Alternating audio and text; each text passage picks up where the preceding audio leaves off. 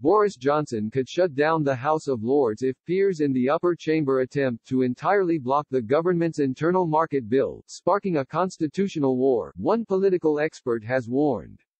The Prime Minister has faced a backlash from across Westminster, even from several of his own Conservative Party ministers and peers, over his proposal to override the Brexit withdrawal agreement signed with the EU last year, possibly breaking international law in the process. The Internal Market Bill would breach the Northern Ireland Protocol of the divorce agreement that seeks to avoid a hard customs border between British-ruled Northern Ireland and EU member the Republic of Ireland.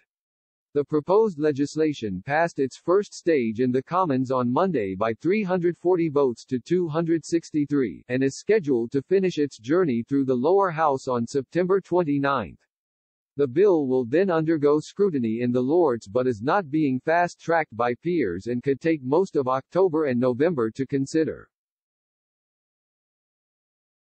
Several peers in the upper chamber, including some Conservatives, have heavily criticized the bill, but their main role is to amend and improve legislation, not to block it on principle.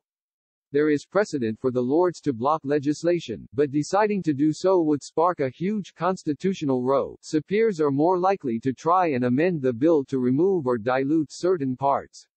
But any amendments would then have to return to the Commons for approval and wouldn't likely happen until early December, a long way past the EU's end of September deadline to withdraw the bill, or Mr. Johnson's October 15 deadline for a deal with the EU.